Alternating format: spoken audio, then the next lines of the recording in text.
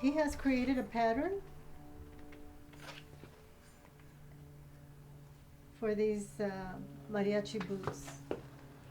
And so what he's doing now is cutting the lining. So my name is Isabel Duran.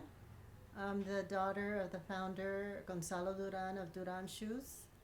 And one of our loyal workers is Otilio Blancarte. He came to us 40 years ago from León, Guanajuato. He had some experience with as a tailor, so he's really good at putting together and sewing the cuts and patterns that we give him to make. Really good work. And we have another shoemaker who's finishing the shoes with the soles and puts on the nails, and his name is David Blancarte. And he came to us also 40 years ago. In the early 50s, my father went to Juarez with my mom, because that's where work was. And he was able to work for a couple of boot makers in Juarez, because across the street, across the border was El Paso, and it was very popular for the military that had a base in El Paso. They would come to Juarez and get cowboy boots, which was the trend there. And so he learned how to make cowboy boots. And then in the 50s, they came to Los Angeles, and he started working in a shoe factory. And he was the most experienced, so he became a manager.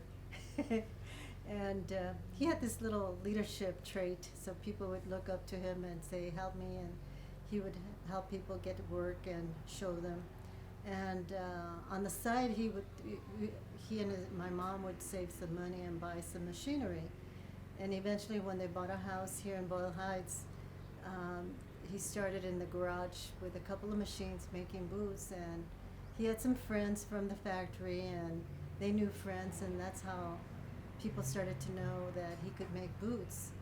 And a few years later, a father of a daughter who was in the drill team, high school drill team, asked if he could make boots for their drill team. So he started making boots for Roosevelt High School, and other groups started coming, and he was able to make patterns. He had a knack for copying and making patterns. And then we moved to this location, and by then he had a good amount of machinery, sewing machines, cutting machines, and he had some good loyal workers here who've been with us for 40 years. And so because he was able to copy, we expanded into tap shoes and into different costumes besides folklorico and flamenco. So we even make boots for Planet of the Apes. Yep. Okay. They dance too. I'm just kidding. We make the base boot, and then the Planet of the Apes has a pattern on the toes, so they glue the toes on the boots.